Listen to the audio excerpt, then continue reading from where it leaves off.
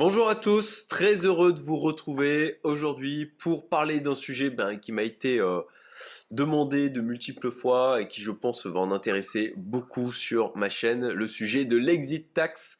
Alors, hasard total du calendrier, apparemment moi je me tiens pas trop au courant de vraiment ce qui se passe au niveau politique, mais il semblerait que c'est un sujet de préoccupation. On va parler d'exit tax, donc expliquer ce que c'est, démystifier ce sujet, parler de qui ça concerne et puis venir répondre aux questions fréquentes sur cette thématique. Donc je suis particulièrement heureux de d'avoir donc Tarek et Abdallah qui viennent intervenir donc de Yield Avocat sur ce sujet qu'ils maîtrisent. Ça faisait un moment que je cherchais des personnes compétentes sur cette thématique, donc j'ai été mis en relation. Déjà, alors c'est de mémoire, c'est un membre de ma communauté privée, Henri de la Motte Rouge, que je salue, qui m'a mis en relation avec Grégoire Persson, qui m'accompagne sur la partie TVA pour être dans les clous par rapport à la législation, et qui lui-même m'a connecté avec vous donc sur cette thématique de l'exit tax. Et donc, Tarek et Abdallah sont associés au sein du cabinet Yield d'Avocat, qui est spécialisé en fiscalité des entreprises et des particuliers, notamment sur les problématiques internationales. Donc là, sur l'exit tax qui concerne donc les personnes qui veulent s'expatrier temporairement ou de manière définitive. C'est pile poil donc dans leur registre de compétences. Tarek a plus de 14 années d'expérience donc dans ce domaine, et Abdallah 10 années d'expérience en fiscalité de société dans un environnement international. Voilà pour ma petite introduction de mon côté. Si vous voulez bien vous présenter aussi Tarek et Abdallah sur qu'est-ce que vous faites au sein de votre cabinet d'avocat et quelle typologie de clients vous accompagnez. Merci. Tout d'abord, merci Cédric pour cette présentation qui illustre Avec assez plaisir. bien le domaine d'expertise et un peu on va dire notre spécialité. Peut-être pour faire une rapide présentation du cabinet Yield Avocat. Donc, ça a été le fruit d'une association, Abdallah et moi, dans un souci de créer une complémentarité, puisque, comme tu l'as précisé, on a nos expériences respectives en fiscalité des sociétés et en fiscalité des particuliers, où nous, notre but, et c'est un peu l'idée, et ce qui a aussi amené l'appellation Yield, c'est d'offrir un rendement auprès de notre client, en fait, de nos clients, de prendre en compte leurs enjeux opérationnels, leurs contraintes, et de pouvoir leur fournir un accompagnement à forte valeur ajoutée. Donc, cette complémentarité permet finalement en fait d'avoir un scope assez large sur comment accompagner un client sur ses questions fiscales, sur ses problématiques, comment anticiper, diagnostiquer, faire preuve, communiquer ou offrir des recommandations et mettre en place tout en sécurisant finalement les questions fiscales qui vont devoir traiter. Donc en termes de clients avec lesquels vous travaillez, c'est des entrepreneurs en gros, des investisseurs, d'ailleurs des entreprises aussi, des Ouais. groupes qui sont installés à l'international. Vous avez, je crois aussi quelques sportifs, des cadres dirigeants, des retraités aussi qui souhaitent s'expatrier pour, comme on dit, leur beau jour entre guillemets. Le sujet de l'exit tax, ça c'est donc quelque chose qui est très récurrent pour vous. Et alors, de manière pour démystifier déjà ce sujet, en quoi ça consiste l'exit tax, à qui elle s'adresse et quand est-ce qu'elle peut s'activer? C'est une question fondamentale lorsqu'on est amené à quitter la France. En fait, on a un sujet essentiel qui est comment, en fait, quelles sont les conséquences fiscales lorsqu'on fait, on quitte la France dans le cadre d'une expatriation, dans le cadre, en fait, d'une mission professionnelle à l'étranger, ou éventuellement dans le cadre d'un développement de business à l'international, où en fait, pour des raisons sectorielles, parfois, on cible certains pays pour peut-être offrir une maturité à une société qui serait désireuse de s'implanter dans certaines zones. Donc, tu l'as bien cité sur notamment la typologie de clients. En fait, on n'a pas les mêmes problématiques, mais on a des sujets qui sont assez récurrents. L'exit tax fait partie de ces sujets récurrents. Ou lorsqu'on parlait des retraités qui ont des valeurs mobilières, des actions, et qui en fait vont s'installer dans un pays pour en fait avoir une certaine qualité de vie, et qui potentiellement pourraient avoir en fait des problématiques sur comment gérer leur portefeuille de titres d'actions et quelles seraient les conséquences, quels sont les points à prendre en considération. Donc, ce qui est vrai peut-être donné, je pense que pour aborder la question de l'exit tax, il y a quand même une nécessité de revenir sur les fondamentaux, donc des notions essentielles. Vraiment, là, je parle en principe général. Hein. L'idée, c'est peut-être d'aller dans le détail dans un deuxième temps. Mais principe général, c'est que lorsqu'on a des titres, des actions, en principe, on paye de l'impôt lorsqu'on vend les actions. C'est le principe. Deuxième principe, là où ça va avoir une importance, et ce qui explique pourquoi on a mis en place l'exit tax en France, c'est qu'en fiscalité internationale, très généralement, avec certaines spécificités dans certaines conventions, le principe général, c'est qu'on paye lorsqu'on fait des plus-values, donc sur valeurs mobilières, droits sociaux, on paye l'impôt dans l'État où on est résident. Ce qui a amené certains comportements où en fait certaines personnes désireuses d'alléger leur fiscalité quittaient la France pour aller dans des pays à fiscalité privilégiée. Et c'est là où en fait on a une réaction du législateur, donc des lois. Le dispositif d'exit tax existait déjà dans certains pays. Donc la France est un peu inspirée de ce qui se faisait dans certains pays et avait décidé dans un premier temps de mettre en place l'exit tax, c'était en 99, pour un peu lutter contre certains procédés d'évasion fiscale. Parce que pour certains, bon, quitter la France pour payer moins d'impôts, la motivation était exclusivement ou voire principalement fiscale. Donc là, je fais un peu d'histoire pour juste donner un peu de contexte. Ouais, c'est très bien. D'ailleurs, ça c'est quelque chose où je m'interroge de savoir s'il y a beaucoup de pays qui appliquent ce système d'exit tax ou est-ce que c'est quand même une niche en termes de principe de fiscalité à l'international. Certains pays le prévoient. La France n'est pas un cas isolé. Après, la France a son exit tax à la française. D'accord. Assez technique, mais ce n'est pas purement français. Bon, aux États-Unis, on a, bon, pour certains cas, parce qu'en fait, on a la possibilité, en fait, il y a un impôt, en fait, quand on renonce, par exemple, à la citoyenneté. Dans les pays scandinaves, on a cette exit tax. Bon, il y a quelques sujets en ce moment avec la Norvège, qui a en fait un peu fait quelques ajustements il y a 2 ans. L'Allemagne aussi prévoit certains cas, donc c'est pas forcément un cas isolé. C'est une des mesures qui est mise en place pour se prémunir en fait d'exils fiscaux. Mmh. D'accord. Donc ça suit une certaine logique. Là, on peut avoir des c'est sur les modalités. Du point de vue effectivement de l'État, ça peut se comprendre, même si d'un point de vue philosophique, je dirais que ça se discute, mais moi je suis plutôt dans une approche de faire en sorte de faire rester les gens plutôt que tel que je le vois et tel que je le perçois moi, de créer des barrières à la sortie. Mais voilà, ça c'est une question, on va peut-être pas s'aventurer sur le sujet. Surtout qu'apparemment, en France, en ce moment, pour moi étant expatrié à l'île Maurice, c'est quelque chose qui est assez discuté. Mais ok, donc voilà, l'objectif de l'exit tax, c'est d'éviter d'avoir de l'évasion en fait fiscale et d'avoir des gens qui devraient en fait payer des impôts sur de la plus-value en France, partir dans des endroits où ça serait plus attrayant fiscalement et ils feraient cette plus-value dans ces pays-là avec une fiscalité qui serait moindre. Ok. C'est exactement ça. C'est exactement ça. C'est d'où je parlais des principes généraux. L'exception au principe, c'est l'exit tax. C'est qu'au lieu d'être taxé au moment de la cession, de la vente, ben, on va prendre comme date d'événement pour taxer le départ de France. C'est le fait générateur. Et c'est là, c'est la spécificité, c'est que quand on quitte la France, en fait, avec certaines conditions qu'on va développer, c'est cette date qui va faire office en fait de fait générateur pour déterminer l'imposition sur ce qu'on appelle les plus-values latentes. Elles ne sont pas vendues, elles sont latentes. Alors c'est là où effectivement, pardon Abdallah, je t'en prie, si tu voulais intervenir. Pour essayer de peut-être on va dire vulgariser, l'idée c'est de se dire toute la valeur qui a été créée en France du fait d'un écosystème favorable, du fait de plein de sujets, toute la valeur qui a été créée en France, l'idée c'est de dire il n'y a pas de raison que cette valeur-là, qui a généré une plus-value au niveau de l'actionnaire, de l'associé, il n'y a pas de raison que cette valeur soit taxée à l'étranger. La France se dit j'ai le droit d'imposer cette valeur qui a été générée sur mon territoire, j'ai le droit de l'imposer sur mon territoire. Donc au moment du départ, on va faire une photo en réalité patrimoine de l'associé, de l'entrepreneur. On va faire une photo de son patrimoine, de la valeur de son patrimoine en France. Entrepreneur ou pas d'ailleurs, quel que soit, je veux dire, ça peut être un retraité, voilà. Toute personne qui détient des actions, des titres. Alors on va faire une photo de son patrimoine au moment du départ et on va se dire voilà, ça c'est la valeur que tu as générée en France. Moi j'ai le droit de taxer cette valeur. Maintenant, sous certaines conditions, on va te donner des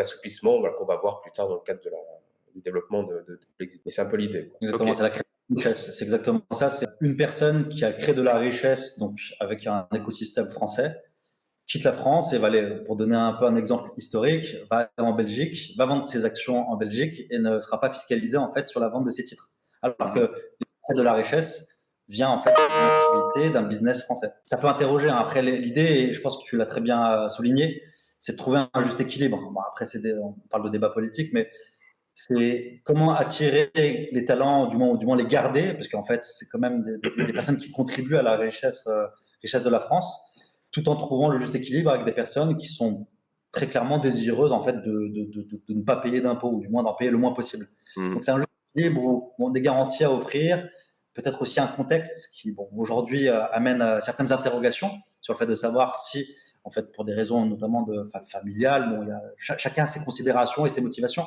mais à voir en fait, voilà, quel est le juste milieu entre un législateur qui veut éviter des abus, entre en fait des entrepreneurs, en fait des contribuables qui aimeraient bien rester, mais qui en fait considèrent peut-être qu'il y a des garanties qui ne sont plus, on va dire plus rassurantes en France et qui peuvent être amenées à redéfinir un peu leur projet de vie.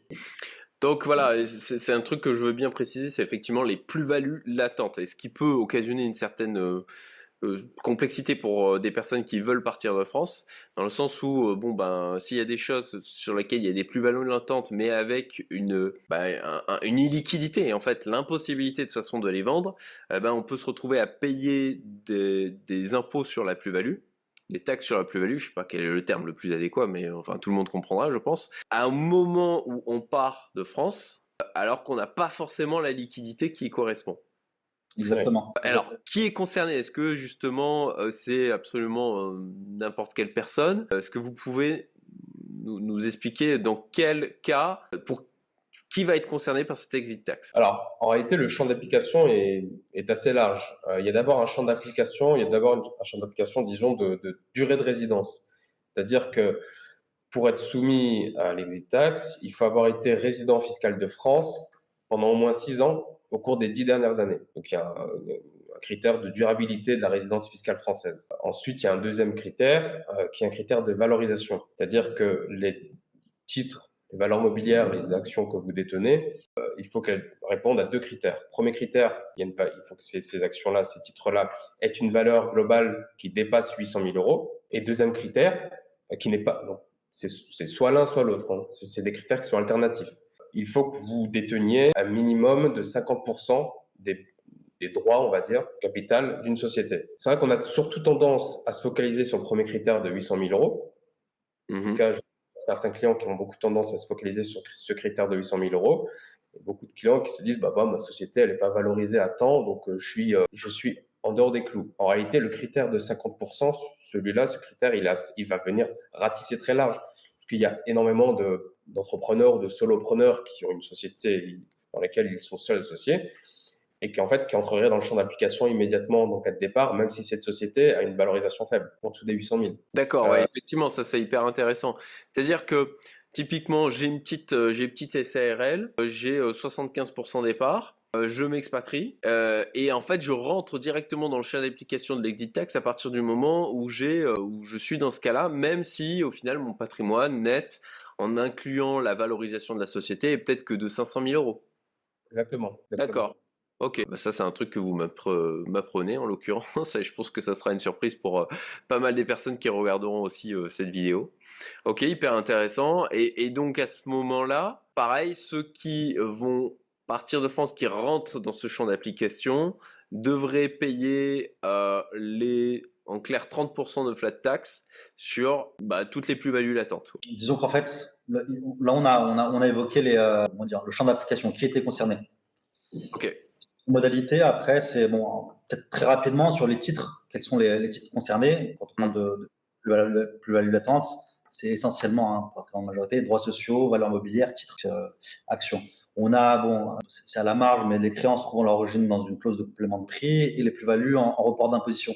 Quand je parle de plus-value et report d'imposition, c'est très souvent, en fait, des situations où, en fait, il y a eu des apports de titres, par exemple, à une holding. Il y a eu des restructurations en fait des participations, en fait d'une société ou d'une réorganisation en fait en matière de titres. Mais ça c'est bon, c'est des cas qui se présentent, mais on va dire pour l'essentiel, actions, donc droits sociaux, titres, valeurs mobilières. Ça, ce sont les titres concernés. Pourquoi je parle de ces titres, c'est qu'aujourd'hui, si on doit évoquer un des cas, par exemple pour les cryptos, aujourd'hui le texte ne prévoit pas en fait d'entrer dans le champ d'application les cryptos. Donc lorsqu'on quitte la France, aujourd'hui, hein, ça va peut-être être amené à changer, hein, en attendant Ouais. un peu les évolutions, mais aujourd'hui les cryptos ne rentrent pas dans le champ d'application de l'exit tax, du moins en détention directe. Oui, si ça passe par typiquement une holding, on aura l'occasion d'en parler un Ouais, peu plus loin. Ça rentre dans la valorisation de la holding, donc ça rentre dans le principe. Mais bon, on va y revenir. Ok, ok. Typiquement ouais. sur la plus-value latente, est-ce que ça concerne aussi la résidence principale? Comment ça fonctionne à ce niveau-là? Parce que, ok, j'ai ma résidence principale en France. Elle a une certaine valorisation, il y a une plus-value latente potentielle.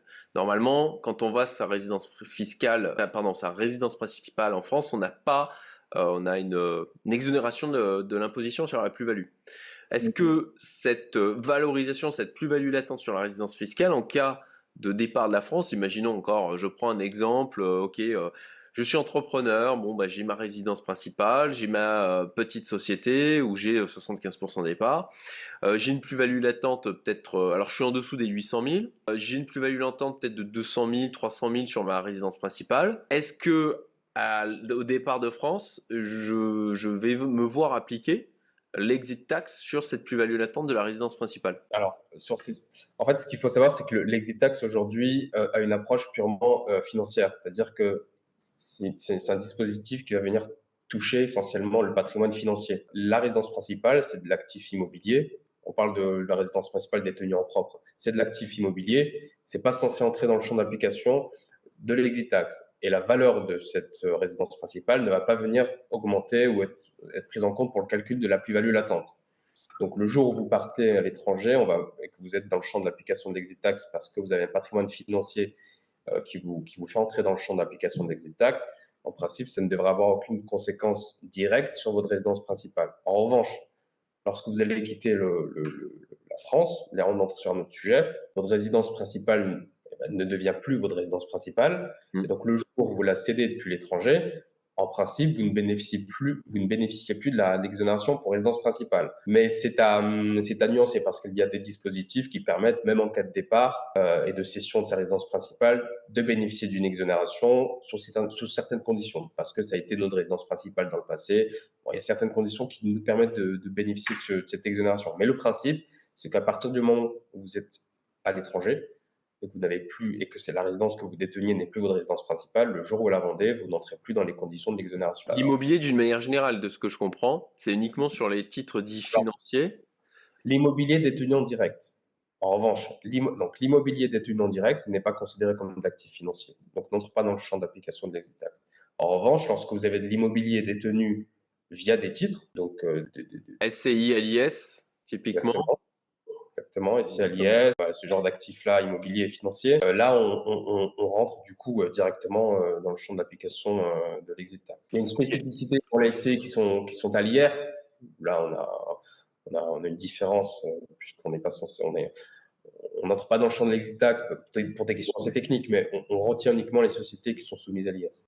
Ok. Bon, bah, je pense qu'on commence déjà à pas mal éclaircir la chose. N'hésitez pas d'ailleurs à mettre des commentaires, à poser des questions. Moi, je demanderai à Tarek et Abdallah de venir jeter un œil. Alors, ça ne peut pas remplacer forcément du conseil en one-to-one. Hein. Tout ce que l'on aborde là, c'est des éléments généraux. Voilà. Et après, si vous voulez quelque chose qui soit personnalisé, bon bah il faut vous adresser à un avocat et potentiellement à Tarek et Abdallah, où je vous mettrai les liens vers leur site internet et pour les contacter en description. Est-ce que vous avez du coup des exemples concrets, toujours pour donner plus de consistance à la compréhension donc de l'exit tax, des exemples concrets de situations où justement l'exit tax s'applique, potentiellement même des situations où les gens s'imagineraient que ça s'appliquerait pas forcément à eux, notamment parce que c'est vrai qu'il y a beaucoup cette idée de bon ben en dessous de 800 000 euros. Alors c'est 800 000 euros de valeur sur les actifs financiers, typiquement. Donc tout ce qu'on a évoquées jusqu'à maintenant. Ok, les actions en bourse, obligations d'État, qu'est-ce que j'oublie, part de SCI qui serait à l'impôt sur les sociétés, part de société tout court. Donc tout ça, si ça représente plus de 800 000 euros, on va être assujetti à l'exit tax. Et dans tous les cas, si on a plus de 50% d'une société, on est assujetti. Ok. D'ailleurs, qu'est-ce qu'il en est des titres qui sont détenus via un PEA, PEA, PME? Est-ce que là, ça rentre dans le domaine de la prise en compte de l'exit tax? Alors, les comptes titres, de manière générale, sont des comptes sur lesquels on détient des actifs financiers. Donc, ce sont des produits qui entreront effectivement dans le champ d'application de l'exit tax.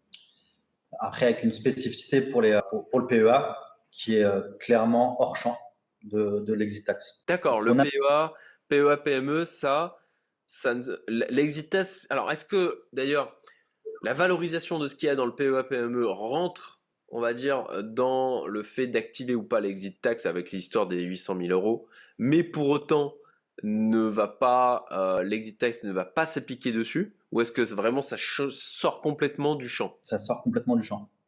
D'accord. Ok. Alors, on en revient à la question. Désolé, on a un peu digressé, mais je sais que c'est des sujets qui vont intéresser ceux qui regardent la vidéo. C'est pour ça que je m'attardais sur la partie PEA, PME. Donc voilà, sur des exemples concrets de situations où l'exit tax s'applique, est-ce que vous auriez d'autres choses à évoquer de votre côté? Pour peut-être donner une typologie de cas qu'on rencontre assez régulièrement. Donc on a le cas du salarié ou cadre dirigeant qui est dans le cadre d'une mission professionnelle à l'étranger, a un portefeuille donc soit d'actions de sa société ou soit un portefeuille d'actions puisque voilà ses investissements sont on va dire financiers. On peut avoir dans le cadre en fait de ce départ, de cette expatriation professionnelle à l'étranger, en fait avoir un sujet d'exit tax parce qu'on a une participation en fait ou une valeur globale de ces titres supérieure à 800 000 euros. C'est pas récurrent, mais ça arrive de façon assez, je sais pas, c'est pas à la marge. Ça, c'est le premier point. Le deuxième volet, c'est, on l'a évoqué, l'entrepreneur, hein, qui a au moins 50% en fait des droits dans les bénéfices de la société. Donc, assez large, je dirais. C'est un critère quand même qui est assez large. Les retraités aussi, qui ont du placement financier, de l'investissement. Et également une tendance qu'on voit de plus en plus ces dernières années, des entrepreneurs, des personnes qui décident de partir travailler à l'étranger, donc soit faire du télétravail, soit en fait se déplacer, soit gérer un business en fait depuis l'étranger et qui en fait parfois ne tirent pas les conséquences en fait de ce transfert de résidence. On peut avoir potentiellement un sujet d'exit tax et des obligations déclaratives qui en découleraient. Ok. Oui, Abdallah, tu voulais rajouter quelque chose? Les cas qui peuvent être les plus, on va dire, typiques ou qui peuvent être les plus surprenants, en tout cas dans l'appréhension des clients, ces deux cas. C'est le cas, tu l'as évoqué tout à l'heure, en fait, de l'immobilier qui est détenu en SCI. Tu as pas mal de familles ou de personnes qui détiennent de l'immobilier en SCI à l'IS, qui ont été mises en place dans le cadre de schémas de structuration patrimoniale et de transmission, qui, lors du départ à l'étranger, en fait, se rendent pas compte que ces actifs-là font partie de l'exit tax, peu importe leur valeur, puisqu'en général, ils les détiennent de manière assez largement, plus de 50%. Et le cas de l'entrepreneur petit ou moyen qui détient le départ de sa société ou d'une holding, qui décide de partir et puis donc qui pense qu'en étant en dessous des 800 000, il n'est pas inquiété et qui en fait découvre du coup qu'il est bien dans le champ à cause de cette condition des 50%. Donc je dirais que c'est les deux cas qui peuvent finalement brasser assez large et qui peuvent étonner les clients. Ouais, effectivement. Ok. Alors, comment ça se calcule, du coup, cet exit tax? Alors, ce qu'on va faire, c'est que, comme je le disais tout à l'heure, l'exemple de la photo, il est assez parlant. C'est-à-dire qu'en cas de départ, on prend une photo de la valeur de ces actifs. Donc, en cas de détention de titres boursiers, c'est assez simple, hein. On prend la valeur la veille du départ, le cours de bourse de la veille du départ. Ça va. Ouais, effectivement. Sur quelque chose comme ça, c'est simple. Après, tout de suite se pose la question de la valorisation typiquement d'une société que l'on possède et qui est en charge de faire cette valorisation, quoi. Ouais, alors, du coup, c'est le premier élément de la valorisation. Donc, on prend la valeur au jour du départ et on fait la différence avec la valeur à laquelle on a acheté ces biens. Dans le cadre, encore une fois, de titres boursiers, la valeur d'achat, on la retrouve facilement, c'est le cours à l'achat. On fait la différence entre ces deux montants et on obtient le montant de la plus-value latente. Ça, c'est la plus-value latente. Donc, ce mécanisme sera le même pour quel que soit le type d'actif. Par contre, la méthode de valorisation va être différente en fonction des actifs. Donc, sur un actif boursier, c'est simple. Sur un actif qui est non coté, là, on va devoir effectuer une valorisation de manière... il va falloir que le client fasse sa valorisation, il sera responsable de sa valorisation. Il y a plusieurs méthodes pour valoriser une société non cotée, hors société immobilière, parce que société immobilière, encore une fois, on a des mécanismes assez simples de valorisation, puisqu'on a, on va dire, un marché immobilier qui est plutôt facilement valorisable. Et sur une société qui n'est pas de l'immobilier et qui n'est pas cotée, on a donc plusieurs méthodes de valorisation. On a donc 3 méthodes essentielles. Bon, le cours de bourse, je l'ai donné, mais on a la méthode qui est une méthode, on va dire, un peu financière, qui est l'actualisation des flux. Donc, on rentre un peu dans la technique, mais en fait, on va valoriser les flux que peuvent générer cette société dans le temps. On va appliquer des taux d'actualisation pour créer une valeur sur cette société-là. Après, on a une méthode qui est une méthode assez simple, qui est la méthode, on va dire, mathématique, qui est la valeur des capitaux propres. Actif, moins passif. Ça va nous donner une valeur au jour du départ, encore une fois, qu'on va comparer à la valeur de cette société au moment de son acquisition. Donc en général, soit on a créé cette société, et donc la valeur à la création, c'est la valeur du capital social, soit on a reçu cette société par un héritage ou une donation, et c'est la valeur qui avait été calculée au moment de cet héritage ou de cette donation. Ce qui peut être en quelque sorte un peu discutable hein, du point de vue de la personne qui s'expatrie, dans le sens où on sait comment ça fonctionne au niveau du private equity. Entre la valorisation comptable et puis la valorisation quand on veut vraiment vendre la société, ça peut être très très différent. Et d'ailleurs, dans un sens minoré comme aussi majoré. Hein, mais donc ok. Mais en tout cas, voilà, c'est la manière dont ça se fait pour faire ce calcul, il faut l'accepter, ça se passe comme ça. Et ça doit être effectué, j'imagine, par un expert comptable. C'est pas du côté du gouvernement que c'est fait. Il faut que la personne qui s'expatrie prenne en charge la valorisation pour pouvoir dire, bah non, regardez, au moment où je suis parti, la valorisation était de temps. Exactement. C'est pour se prémunir d'éventuelles interrogations de l'administration fiscale sur, par exemple, les méthodes de valorisation retenues. Ok. Tout à se faire accompagner par un professionnel sur les sujets de valorisation. Ok.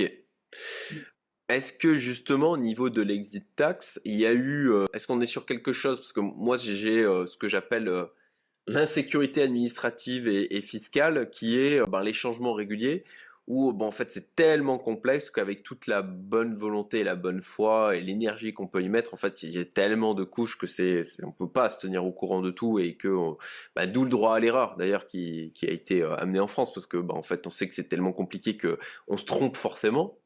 Et sur la partie exit tax, est-ce que c'est quelque chose qui n'a pas trop bougé depuis maintenant plusieurs années? Est-ce que c'est quelque chose qui est assez solide en termes de législation? Je ne sais pas si c'est le bon terme juridique, hein, désolé. Ou est-ce qu'il y a eu des modifications récentes? Est-ce qu'il y a des modifications régulièrement? Est-ce qu'il y a, à votre connaissance, des modifications qui sont à l'étude et qui vont arriver aussi prochainement? Non, c'est un très bon point. Disons que ce dispositif a quand même pas mal évolué depuis, on va dire, sa deuxième mouture, puisqu'il avait été dans un premier temps abrogé et puis réinstauré en 2011. Et donc, il y a eu quelques évolutions pour la faire très, très, très simple.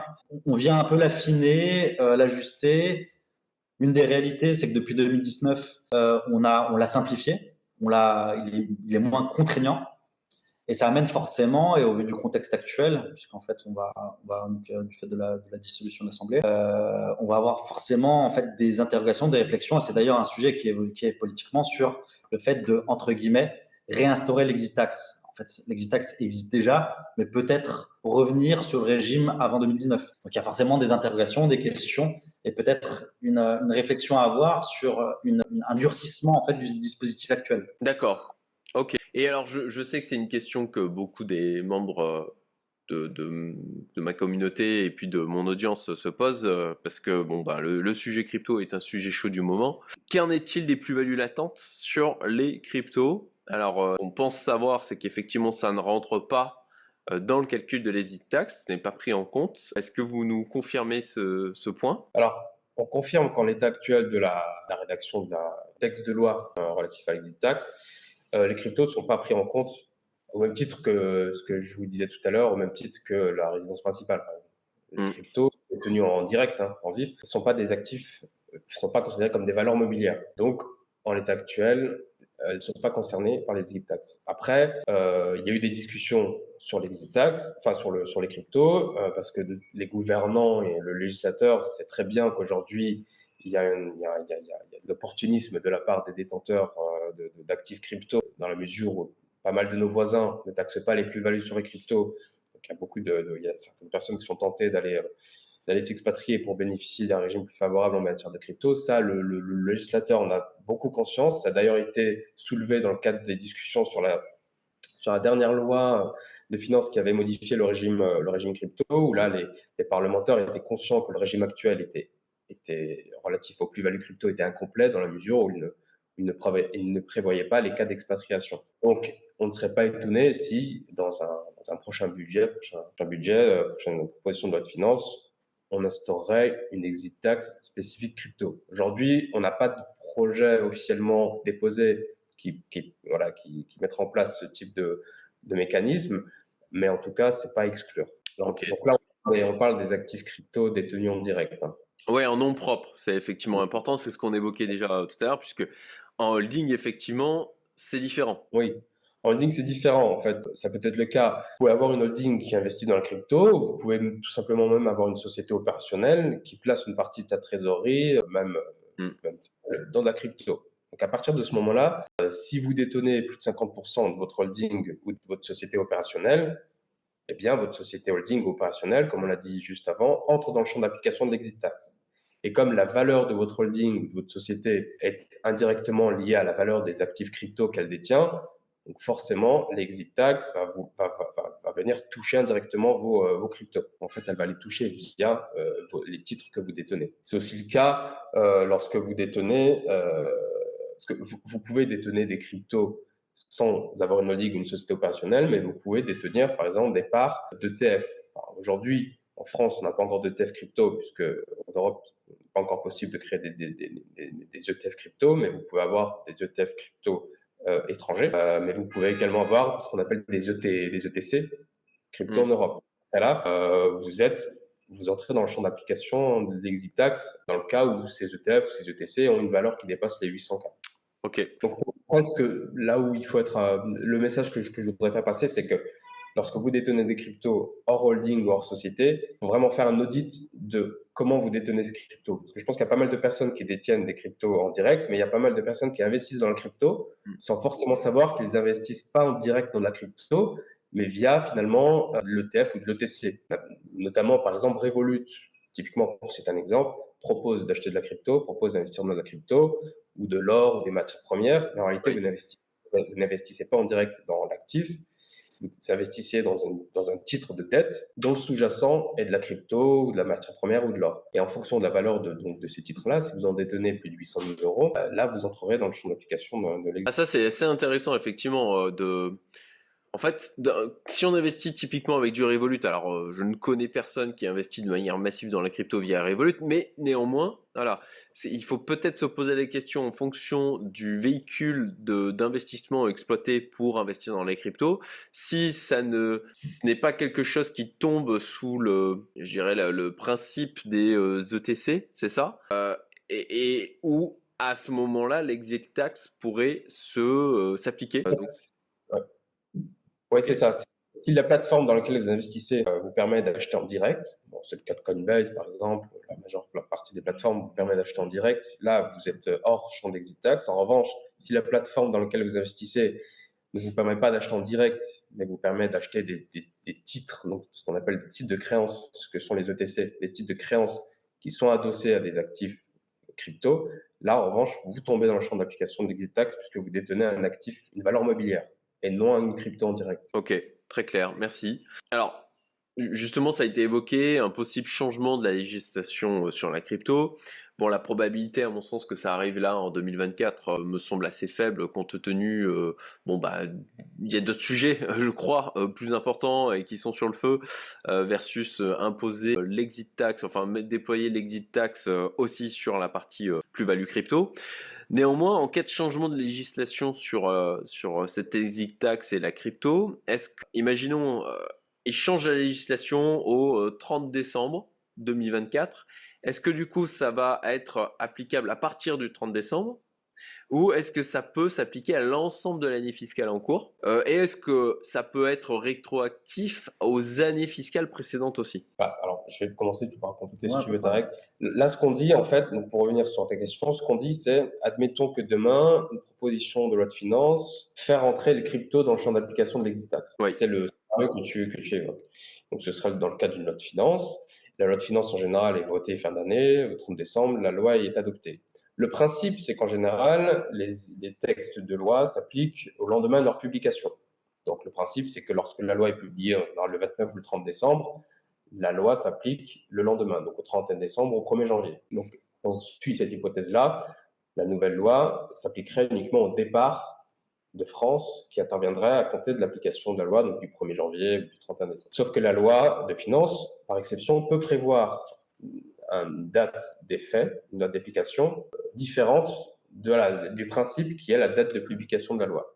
Oui. C'est le cas notamment lors de la réinstauration de l'exit tax en 2011. C'était une loi qui datait du juillet, de la finance rectificative, qui avait considéré que l'exit tax, bien que voté le 29 juillet, s'appliquait pour les départs de France qui étaient intervenus à compter de mars. Exactement. Donc on avait eu une rétroactivité de 6 mois. Donc c'est possible. Donc le principe, c'est le lendemain de la publication de la loi, mais exception, c'est possible qu'on arrive à une rétroactivité avant 31 décembre. Qui n'irait pas au-delà, peut-être pour compléter, qui n'irait pas au-delà de l'année en cours. Oui. D'accord. C'est-à-dire qu'on va pas revenir sur les années passées. Ok. En tout cas, là, c'est pas impossible ça non plus, de ce que je comprends, mais la probabilité est extrêmement faible. Je dirais que on peut pas l'écarter. D'accord. Tout dépendra de comment évolueront les discussions. Comme tu l'as souligné, l'exit tax, c'est un sujet politique. En fait, on a deux dispositifs Ouais. assez politiques. Exactement. L'ISF, IFI et l'exit tax. C'est d'ailleurs, en fait, ces deux points qui sont très discutés ces derniers jours. Ouais. Après, sur la rétroactivité, on est dans un environnement, on va dire, économique et fiscal où on a de plus en plus de mal à accepter la rétroactivité. Et c'est un des sujets qui, du point de vue des investisseurs étrangers, refroidit pas mal.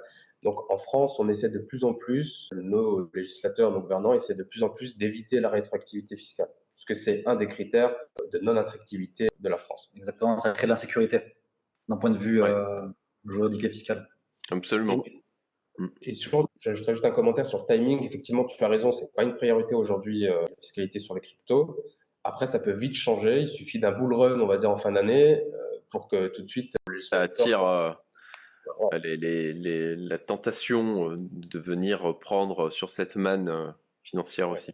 Ok. Et ouais, il suffit qu'on parle de fuite de capitaux, de départ massif, et forcément, ça amènera à des réactions parfois où ce qui était peut-être un non-sujet va devenir en fait une préoccupation. Ouais. En tout cas, il y aura un éclairage particulier dessus, et puis là aussi, après, c'est le jeu de la politique. Ok. Je fais une petite pause du coup pour demander à ceux qui nous regardent si vous trouvez la vidéo utile, que vous apprenez des choses, et c'est tout l'objectif de la vidéo, s'il vous plaît dites-le nous en commentaire, ça permettra de donner de la visibilité à celle-ci et de booster un peu l'algorithme côté YouTube, ce sera une manière de nous remercier, et puis à l'idéal partagez aussi cette vidéo auprès des personnes que vous connaissez dans votre entourage qui pourraient être concernées. J'ai d'ailleurs aussi mon canal Telegram où je partage des éléments de ma vie d'entrepreneur, d'investisseur, de mon quotidien d'expatrié, de papa aussi.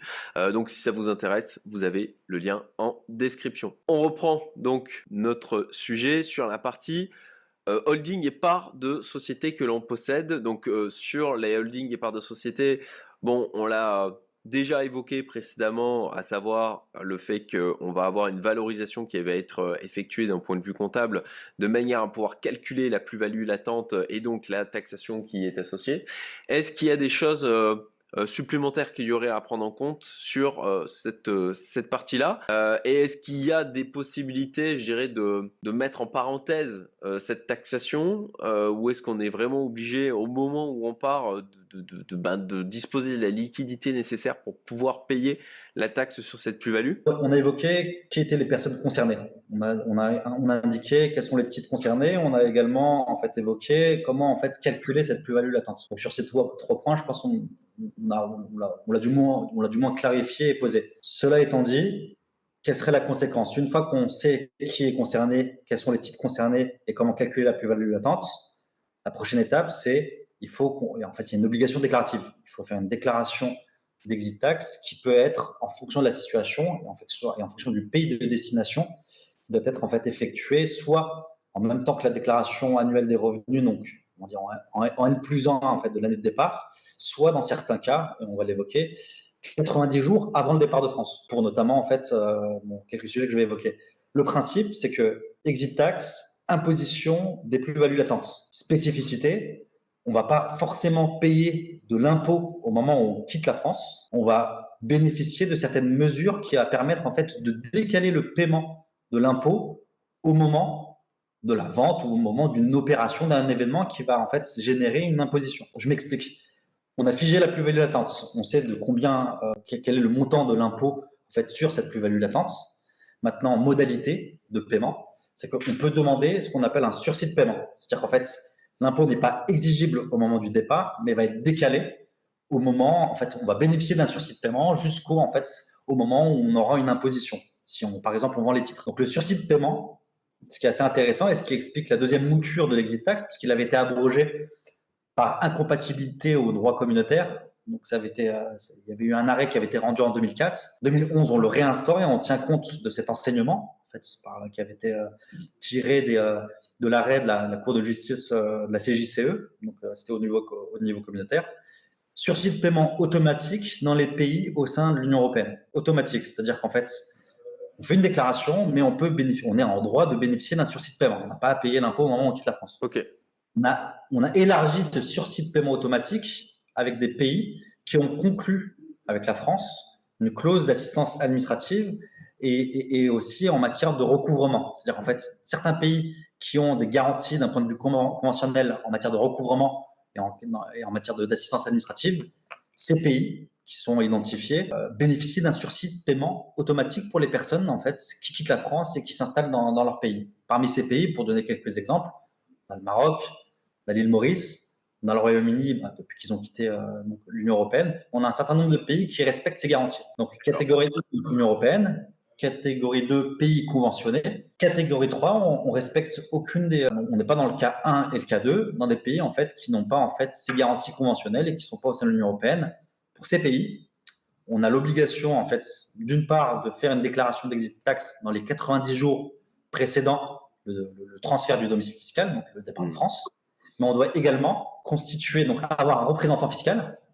Donc, pour donner un pays, on a la Suisse, on a le Canada, on a les Émirats Arabes Unis. Deuxième condition, donc représentant fiscal, on doit également constituer des garanties. Donc, c'est assez contraignant. C'est-à-dire qu'en fait, le principe, c'est qu'on part dans des pays qui n'ont pas suffisamment de garanties d'un point de vue conventionnel. On va demander aux contribuables d'avoir un représentant, de constituer des garanties, de telle sorte que si, on va dire, dans les mois ou années qui suivent le départ de France, il y a une vente des actions, que l'administration fiscale française a déjà en fait des garanties permettant de capter en fait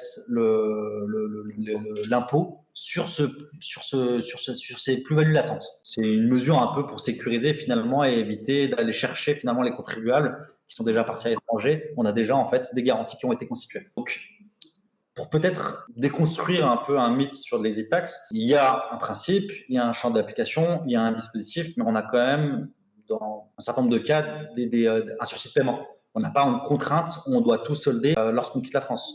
J'ai cité... Donc, c'est rare, les 4 heures en fait. Voilà, ça suit une certaine logique. Donc, les pays conventionnés, je les ai cités, Maroc, l'île Maurice, c'est le Royaume-Uni, on a quand même ce sursis de paiement qui est automatique. Donc ça ne veut pas dire. Ouais, donc c'est plutôt bien en fait qu'il y ait ce sursis de paiement automatique, ce qui fait que, alors de ce que je comprends, ok, on s'expatrie, je prends l'exemple de l'île Maurice, on sera en fait taxé sur la plus-value potentielle générée à la vente d'une boîte au moment où la vente surviendra à ce moment-là. Exactement. Sur le principe, on l'évoquera ensuite, puisqu'il y a des cas de dégrèvement. Aujourd'hui, donc le dispositif actuel, c'est que si on ne vend pas les titres dans les 2 ans suivant le transfert du domicile fiscal, l'exit tax tombe. Il n'y a plus d'exit tax. Mais il faut attendre 2 ans. 2 ans suivant en fait le départ de France. Avec une spécificité, c'est que c'est 2 ans pour en fait les titres en fait avec une valeur globale on va dire, inférieur à 2 570 000. D'accord. Lorsque Ah, ok. de 2 570 000, en fait, le délai passe de 2 à 5 ans. Donc, on se dirait maximum 5 ans. D'accord. Ok. Donc, ça, je dirais, c'est un des cas, hein, mais c'est vraiment pour donner un peu une illustration. Mais Alors, si je comprends bien, hein, je veux être sûr d'avoir bien compris et que aussi les auditeurs aient bien compris. Je m'expatrie. Allez, on va pas prendre mon cas avec l'île Maurice. Ok, Maroc. Je m'expatrie au Maroc. J'ai une société en France. Je reprends l'exemple des 75% des parts sociales de la société. Si j'attends plus de 2 ans, puis que je vends la société, j'ai en fait l'impôt sur, enfin, l'exit tax qui ne s'applique pas. oui, Ok. J'ai quand même, bien sûr, une imposition associée à la plus-value et certainement avec la durée de détention des parts, le fait d'avoir été dirigeant de la société pendant un temps, etc. Enfin, gérer les dispositifs classiques en cas de vente de société qui s'appliquent, mais la partie exit tax, elle, est retirée. Non, en réalité, la partie exit tax, elle est retirée si vous avez effectivement, si vous n'avez pas vendu au bout de 2 ans. Mm. Ce que disait Tarek, c'est que ces 2 ans passent à 5 ans si la valeur des titres dépasse les 2,6 millions à peu près. Mais lorsque vous vendez, ensuite vous êtes soumis au régime fiscal du pays dans lequel vous êtes en général. exactement. Le Maroc. D'accord. Ah oui, ok, ok. On revient aux principes généraux, ce qu'on a évoqué en début de la vidéo. Principe général, imposition des plus-values dans l'état de résidence. Donc, c'est pas D'accord. parce Donc, que en ah, mais fait, c'est pas parce que le taxe tombe qu'il n'y a pas d'imposition en fait dans le pays où la personne, l'entrepreneur ou le contribuable s'est établi. C'est-à-dire que l'exit tax, c'est juste en fait une façon de capter une partie de la plus-value pour la période française. Pour le résumer, hein, je ouais, le vulgarise. ouais, ouais. Ok. Donc, ça tombe, mais les sujets, on va dire, de fiscalité sur une plus-value mobilière restent toujours la même, imposition du gain dans l'état de résidence. Donc, vous n'êtes plus imposable en France, vous restez imposable au Maroc, sauf dans certains cas particuliers. Mais D'accord. J'ai ignoré totalement cette règle des 2 ans et j'ai vendu ma dernière boîte au bout d'1 an et 8 mois d'expatriation. Je savais absolument pas que ça existait, cette règle des 2 ans. Donc voilà, je viens d'apprendre un truc. Bon. Peut-être, ouais. parce que là, on donne les grandes règles. En fait, tout dépend aussi de ce qui a été fait. Si en fait, on a par exemple des plus-values en différé d'imposition, donc s'il y a eu en fait des opérations de restructuration préalablement au départ de France, s'il y avait eu des apports de titres à une holding, tous ces points, en fait, ça s'analyse et ça se vérifie. Oui. Principe général, on est sur de la détention, on garde on ne vend rien, on attend 2 ans. Ouais.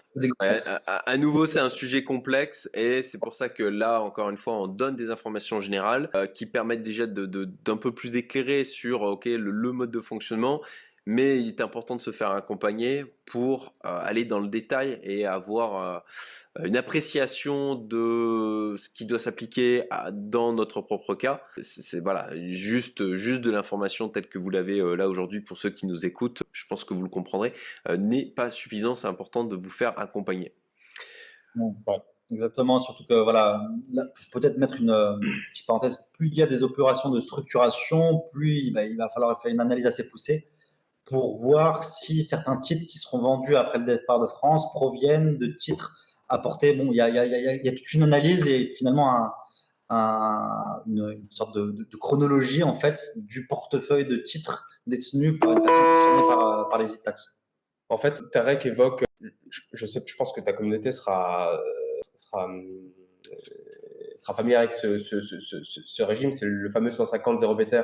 Tu sais, c'est le mécanisme qui fait que quand tu apportes tes titres avant de les céder, tu peux avoir un report d'imposition si tu réinvestis derrière les fonds.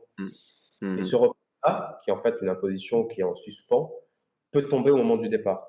Donc c'est pour ça qu'il faut faire un audit de l'historique des opérations passées avant le départ pour voir s'il n'y a pas un petit 150 zéro béter qui traîne et qui tomberait tel un coup près au moment du départ. Ok, très clair, merci. Alors d'ailleurs, vous qui êtes complètement dans ce sujet, je dirais, d'une manière quotidienne, est-ce que d'ailleurs, dernièrement, vous avez eu une augmentation du nombre de consultations sur la thématique expatriation d'une manière générale? Ça, c'est voilà, une question de curiosité de mon côté, parce que moi, j'ai l'impression, vu de ma fenêtre, qu'il y a pas mal de gens qui partent en ce moment. mais après je suis biaisé de par l'entourage que j'ai aussi.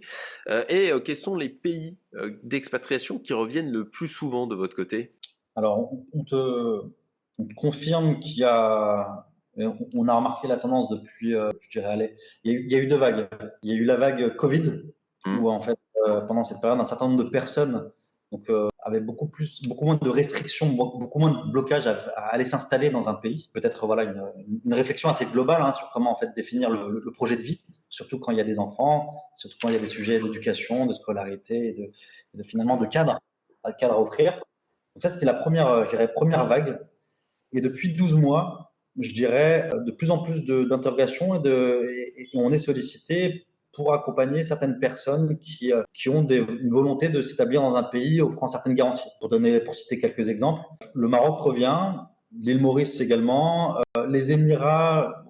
Moi, j'étais pas trop, j'y croyais pas vraiment, mais c'est vrai que depuis, je pense, depuis 10 ans, il y a quand même certaines garanties qui sont offertes en termes de cadre de vie, en termes en fait même de scolarité, en fait, de qualité. C'est un pays aussi qui offre une certaine, on va dire, sécurité pour s'établir. Donc, je dirais, ces trois pays qui reviennent assez souvent. L'Indonésie aussi, l'Indonésie, mais plutôt destiné à plutôt des jeunes start-upers, si je peux appeler ça comme ça, des personnes qui sont assez mobiles, qui n'ont pas, voilà, qui peuvent gérer leur business à distance ou du moins créer un business sur place, qui sont plutôt ouverts et plutôt mobiles. On les appelle un peu les digital nomades, donc ils sont assez, Ouais. assez libres, je dirais, en termes de déplacement. Beaucoup moins de contraintes. Ok, merci pour cet éclairage, c'est intéressant. Alors, j'ai des personnes autour de moi qui ont parlé d'une stratégie d'expatriation par rebond. Bon, je ne sais pas trop la pertinence de la chose.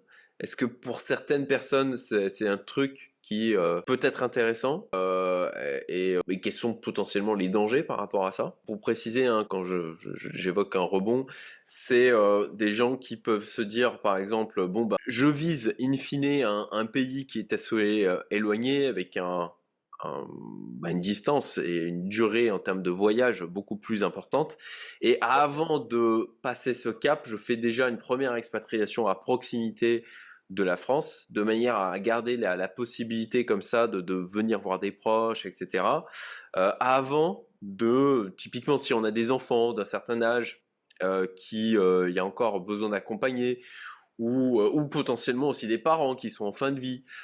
Donc plutôt un projet en mode, ok, bah, je m'expatrie déjà dans un pays qui va être à proximité de la France, rapidement accessible, avant de m'expatrier plus loin. Pour donner une réponse assez globale, pour moi, en fait, à partir du moment où ça répond à des considérations, effectivement, qui sont des considérations de logistique, de cadre de vie, de flexibilité, finalement, ok, mais faire attention aux conséquences fiscales qui peuvent en découler, Oui. notamment sur le sujet de l'exit tax et sur le sujet des sursis, en fonction des pays dans lesquels vous allez de manière intermédiaire et des pays dans lesquels vous allez établir votre résidence finale, il peut y avoir des sujets au niveau du sursis.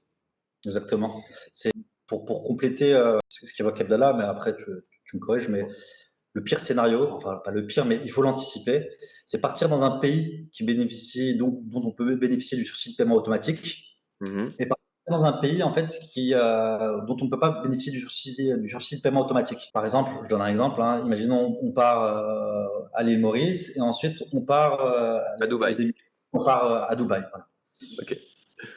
Si on part à Dubaï, il faudra faire en fait une actualisation et refaire une demande de sursis de paiement. Elle ne devient plus automatique dans les 90 jours qui précèdent le départ à Dubaï. Ah oui, c'est à savoir ça, effectivement.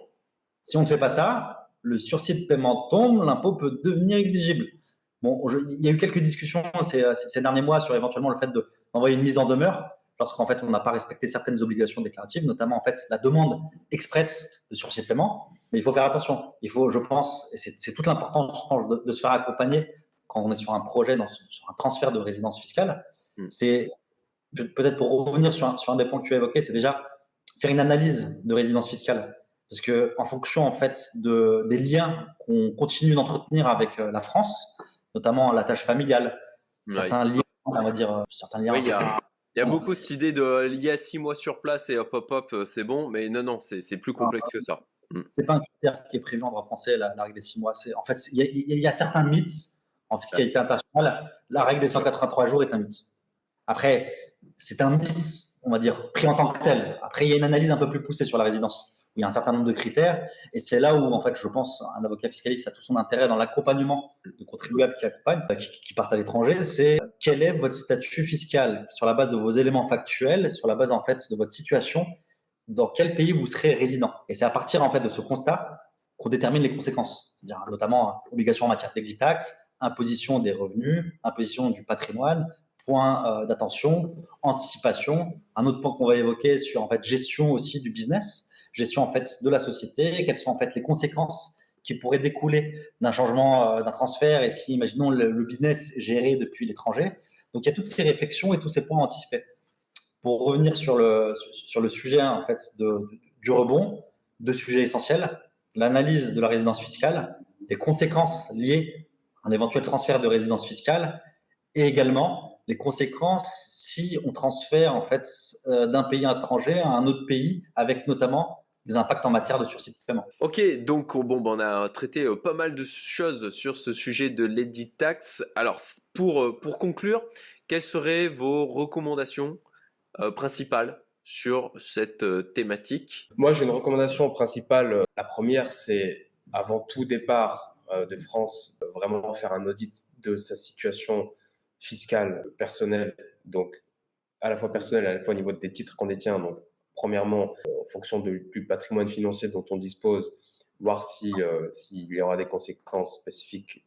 Également, sur l'analyse fiscale des conséquences au niveau de sa propre société. On l'a pas évoqué là, parce que ça mériterait une autre vidéo, mais il y a l'exit tax personnel, mais potentiellement, il peut aussi y avoir un exit tax de la société en question. Voilà, la société, si vous bougez à l'étranger, que votre société, incidemment, change également de nationalité fiscale, il peut y avoir des conséquences qui peuvent coûter assez cher en France. Donc, voilà. Je pense sur le principe, juste j'interviens là-dessus, mais cette idée, j'ai encore eu des discussions avec des gens qui veulent s'expatrier à Maurice. L'idée de hop, je clôture la boîte en France et puis je relance l'activité depuis un pays à l'étranger. Non, ça se passe pas comme ça.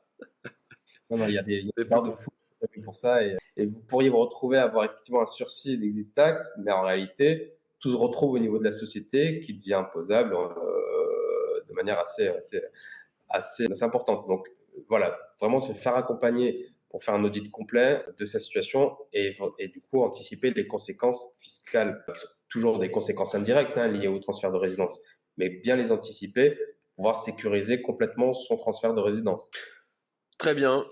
Exactement, c'est anticiper, diagnostiquer, recommander et sécuriser. Éviter les mauvaises surprises. Je pense qu'on a fait le tour de ce que l'on pouvait faire comme ça d'une manière publique. À nouveau, si vous souhaitez pousser le niveau de recommandation plus loin, et pour votre cas particulier à vous, vous avez le lien en description pour contacter donc Tarek et Abdallah. Merci beaucoup pour avoir accepté d'intervenir sur ma chaîne et parler de ce sujet qui, de mon point de vue, quelque peu épineux et un peu nébuleux. Je pense que je crois que ça va être une des rares vidéos sur cette thématique. Donc merci beaucoup. Et je mettrai aussi peut-être les liens vers vos LinkedIn respectifs dans la description. Ok. Voilà, comme ça au moins vous avez à la fois le site et les LinkedIn de Tarek et Abdallah. Merci encore à tous les deux. Merci d'avoir suivi cette vidéo à nouveau. Bon ben likez, commentez, partagez, aidez-nous avec l'algorithme de YouTube. Et puis ben je vous dis à très vite pour de nouvelles vidéos pour voilà, les personnes qui sont touchées par ce type de sujet sur ma chaîne. Merci Tarek, merci Abdallah, à bientôt. Salut. À bientôt.